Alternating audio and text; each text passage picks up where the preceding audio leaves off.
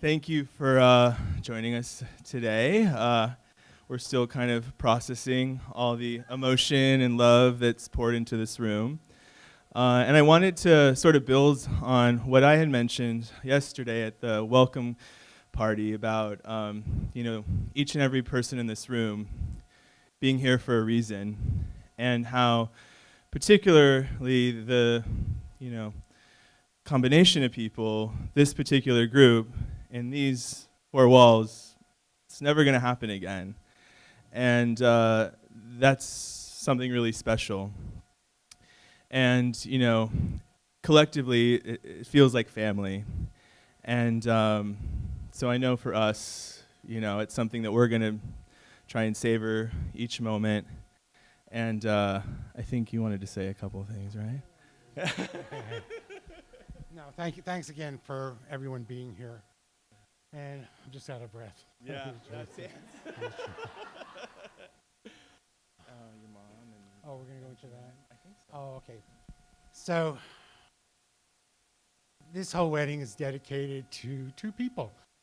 Bobby's grandma, MGM, and my mom, and also my dad. I include my dad in that. And I wanted to thank everybody for donating to, in MGM's name, to the Glendale Library, Casa Verdugo, and in my mom's name, to Meals on Wheels. I'll tell a little story about my parents. One day, Nick Jr. is right there. Nick Jr. is right there. Okay, I won't say anything. Okay. Save it. Well, then, in that case, I'll tell two stories about my mom and my dad, and then you tell two stories. You tell some stories about MGM. Okay. All right, you can do that. So, let's see. I'm trying to think of the real.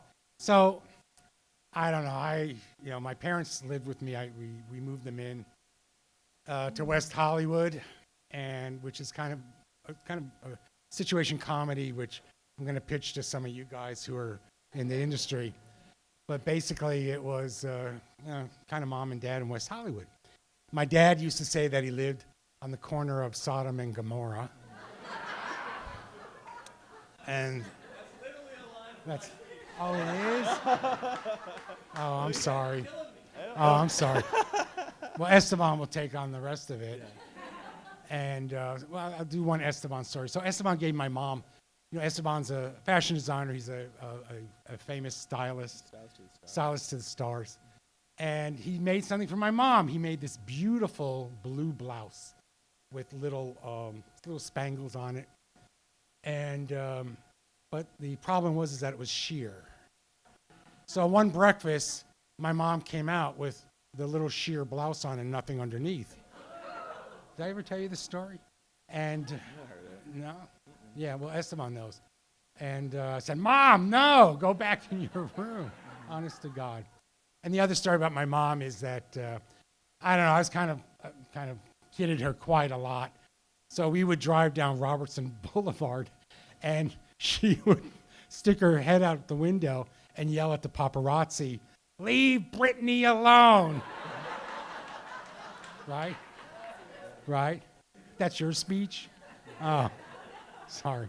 And so this is kind of dedicated to my mom and also to my dad. Yeah. Why don't you take it there with MGM? Sure. So MGM was my grandmother. The term stood for Martha, Grandma, Mother, which was how she would sign her emails to everybody. And so, that really just came about during the internet era. But for anyone who got to spend time with her, you know how special of a woman she was. She was someone who I got to live with when I moved back to LA, actually just before Vinny and I met. We got to spend the last few years of her life together. And those were some incredibly formative times because it was a reminder of the importance of family and the importance of love and the importance of staying true to yourself And, she came of age at a very different time in a very different generation. And so, I was able to share what I could about me and my life. And I knew her love for me was unwavering, and those bonds are very strong. And Vinny and MGM, they built this sort of like pen pal relationship. One of my biggest regrets is that they never got to meet. But I feel like had they would have absolutely loved each other. Okay. Do you want to jump in here? Yeah, I forgot to do this. I wanted to thank Nick and Michelle Marchica for their complete unwavering support through all these years. A lot of queer couples don't have that support. Both of us were very lucky that all our friends, and even in my generation, that I had the support of friends and family. And so I thank you, and I thank, and thank you for your wonderful children and grandchildren. And that's what I wanted to say.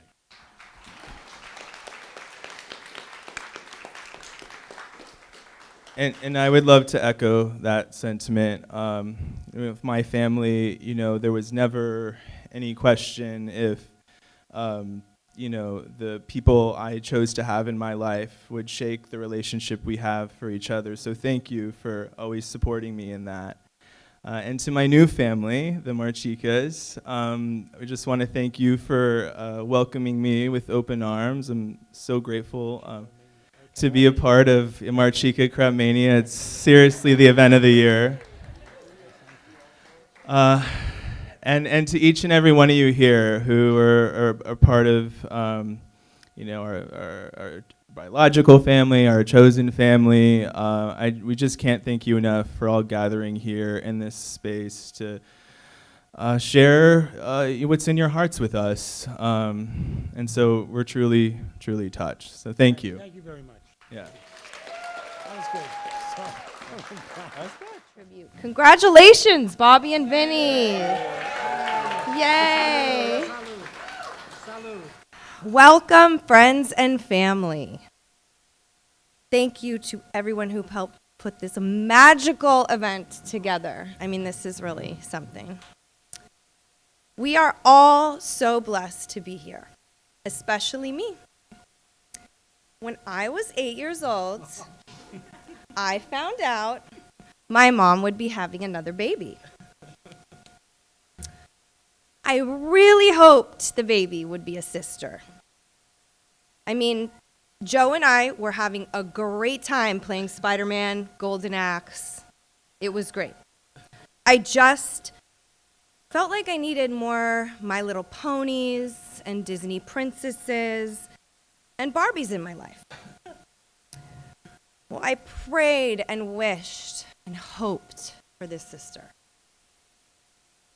But the higher powers said, oh, no. I have something so much better planned for you. Along came Bobby. He was a sweet and kind little boy. Now our sibling trifecta was complete. He didn't just want to play with the Barbies. He thought the Bobbies were named after him. The Bobbies. Let's play Bobbies. Yeah, let's play Bobbies. Okay.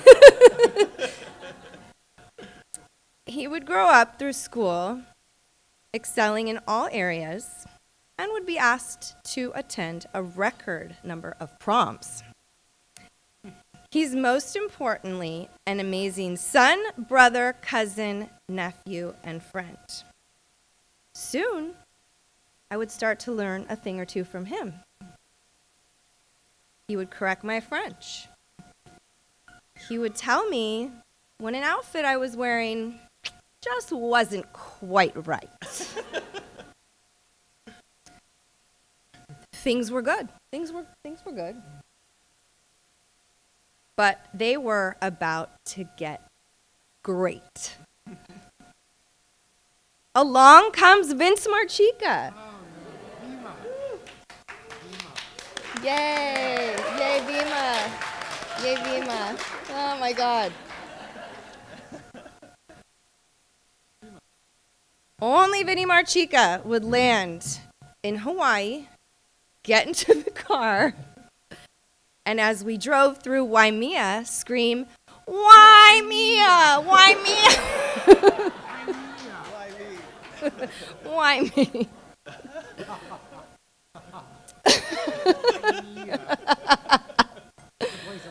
It's in Kauai. Really beautiful if you have a chance to go. Great hiking. I first got to know Vinny through his artwork.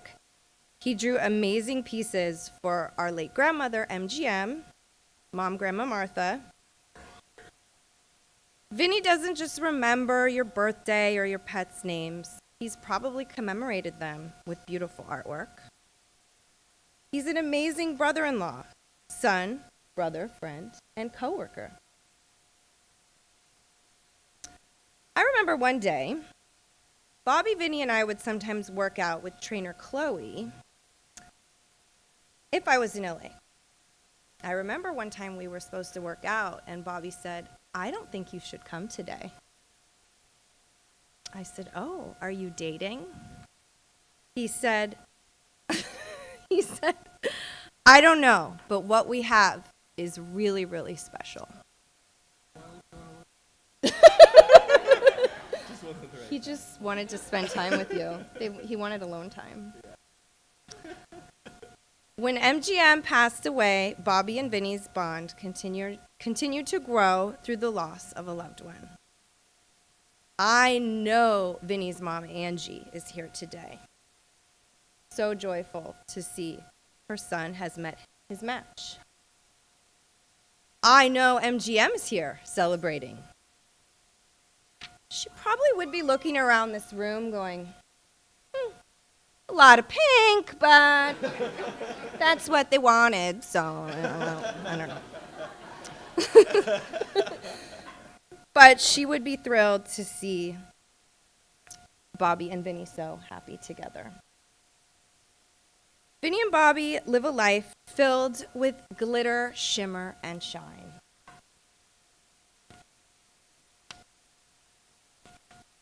I can remember one time Bobby and I went to the craft store, and Bobby saw an aqua glittery egg about this big, and he said, yeah, Vinny's gonna like that. Yeah. They're still out in his living room. Yeah, they're still out. He said, yeah, that's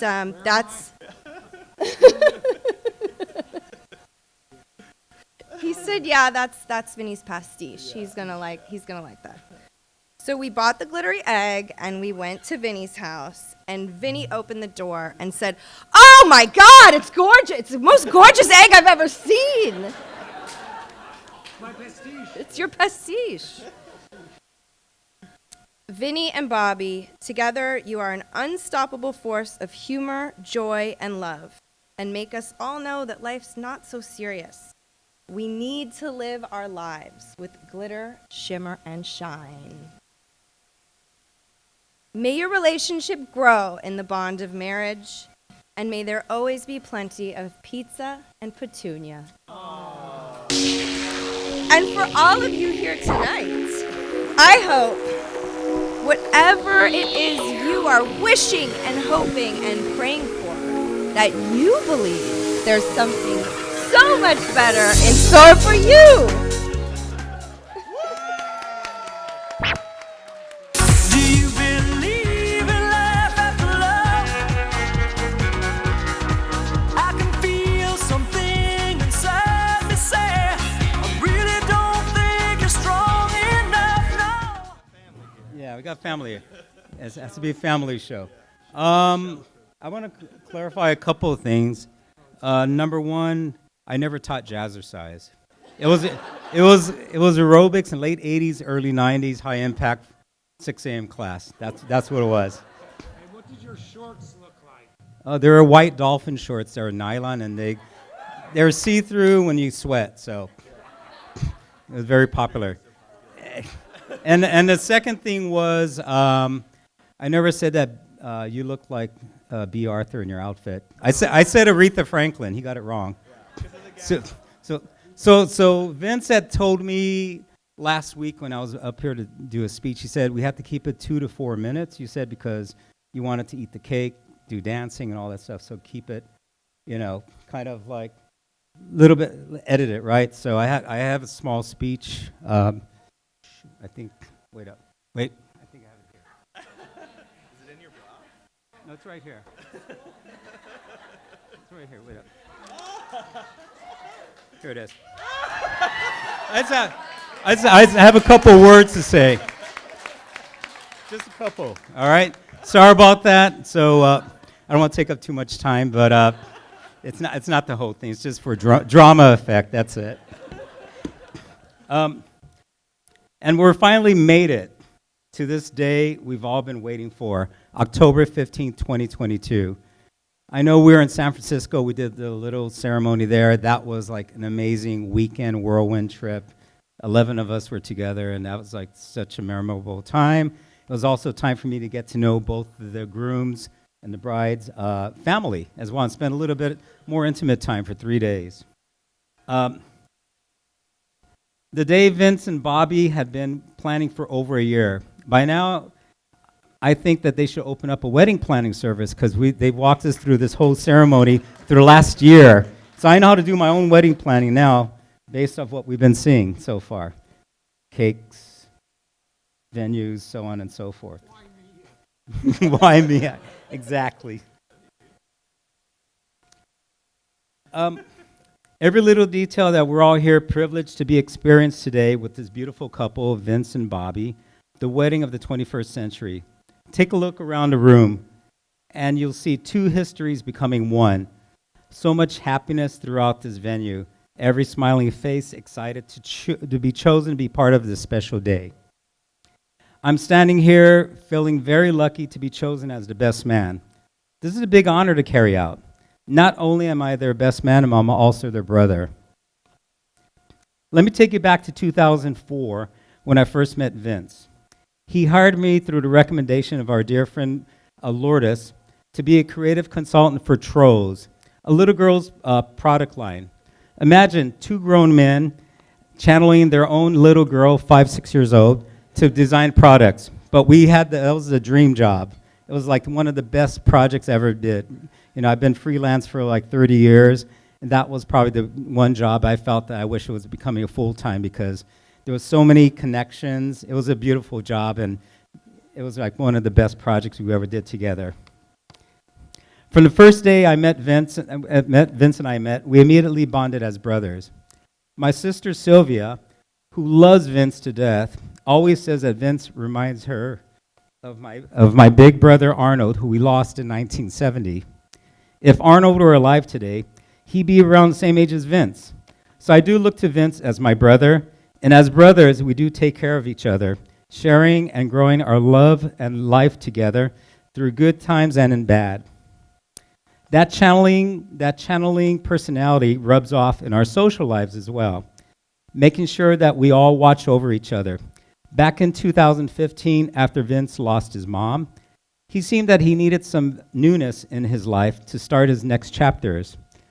Through the time I was working with him in Deke, I always used to try to persuade him to come out with the guys, hang out east of La Cienega, and he thought that it was a dark life to live that way.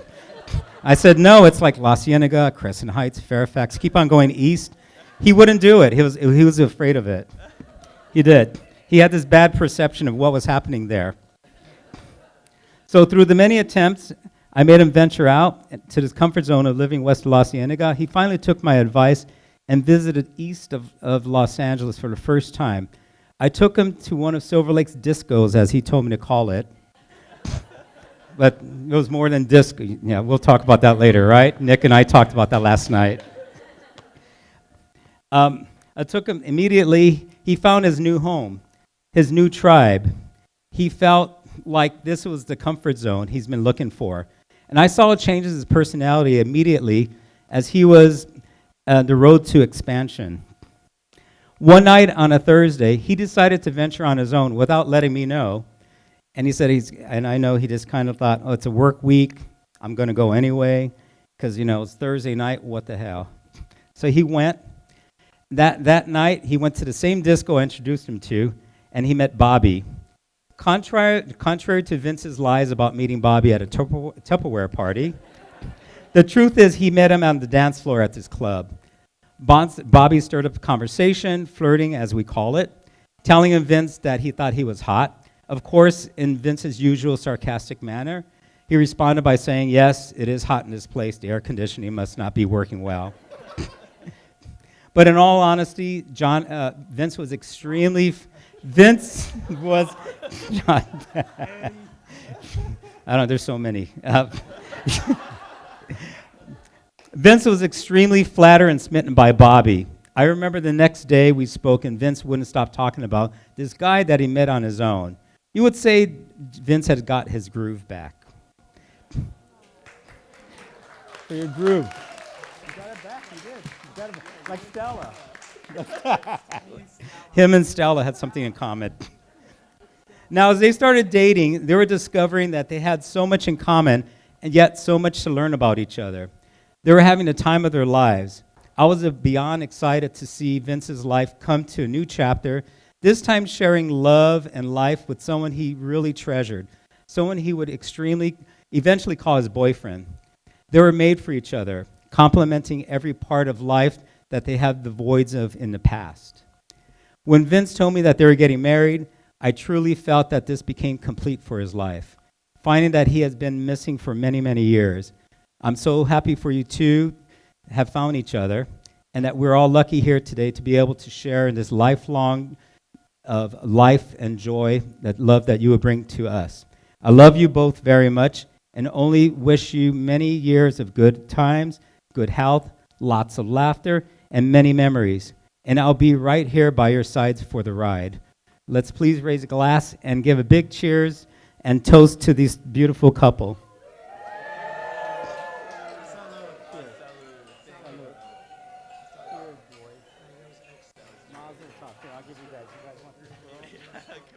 You've heard now the story of how many of us would go visit our mom, the world-famous MGM, and want to know where she got these flowers and how she got these paintings, and we heard of some guy named Vinny.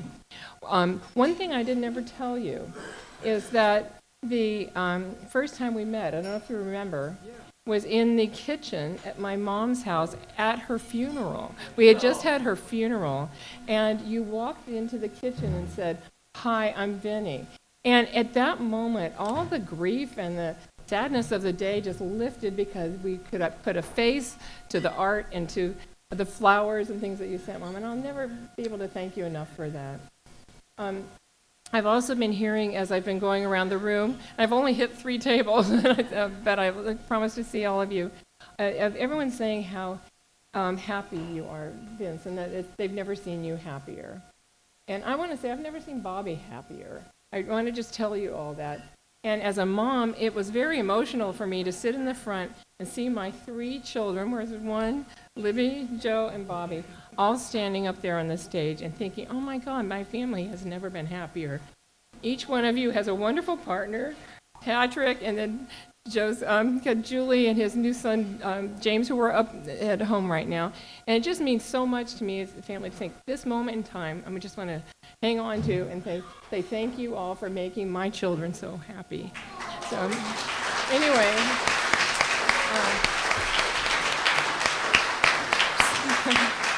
so if you'll just raise a toast to Bobby and Vinny, as I call you. Cheers.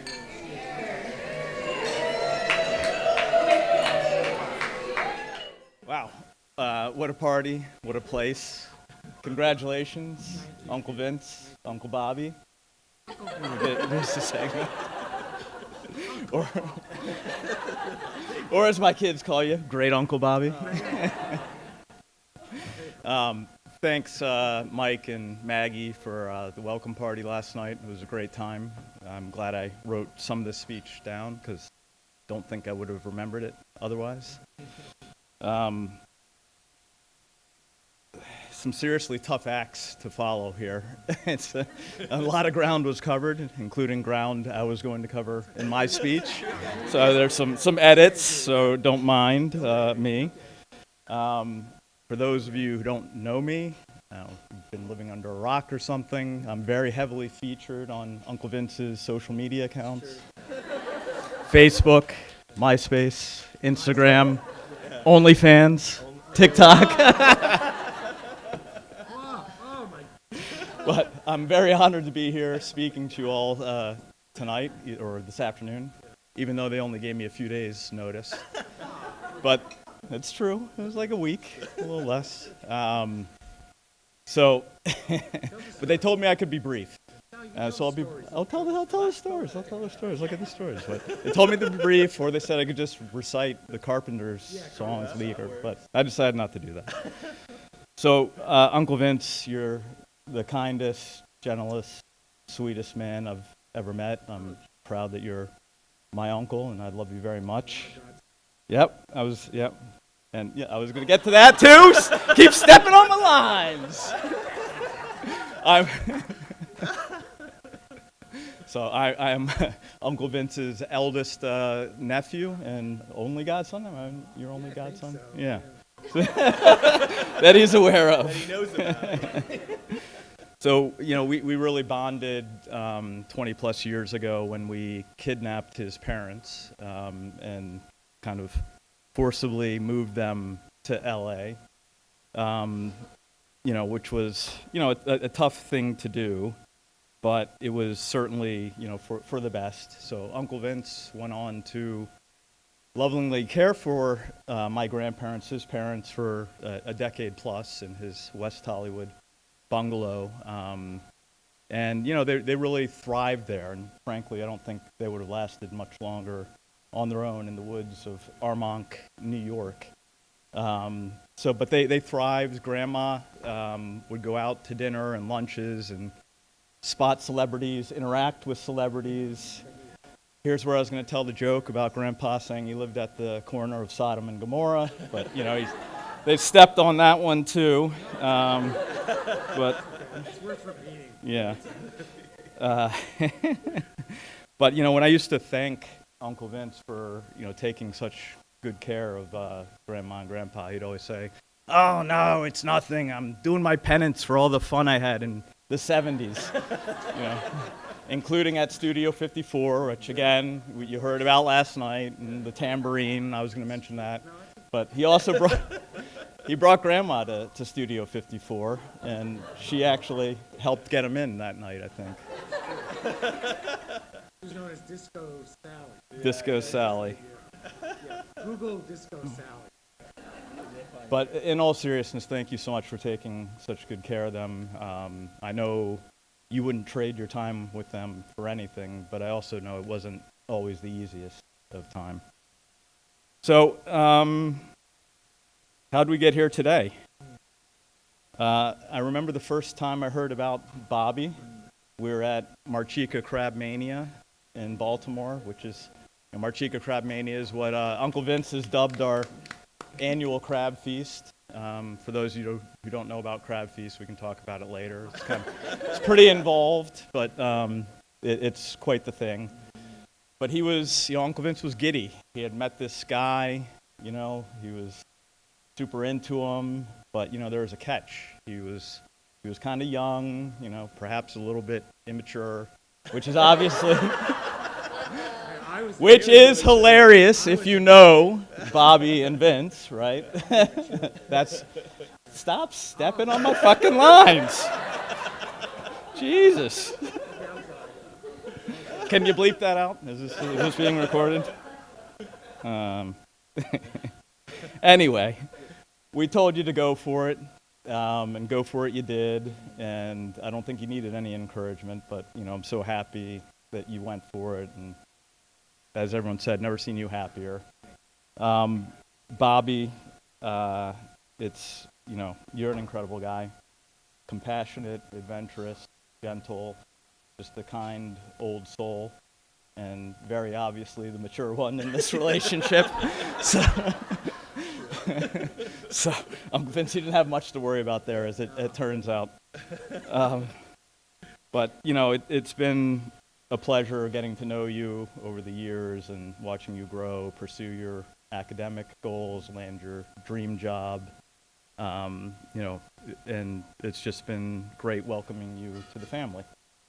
So, you know, I wish you guys the best of luck. I think if you stick to just 1/4 of your vows, you'll do okay in marriage. But, you know, if you can keep the whole thing, even better. But I love you both, and congratulations. Thank you. You're welcome.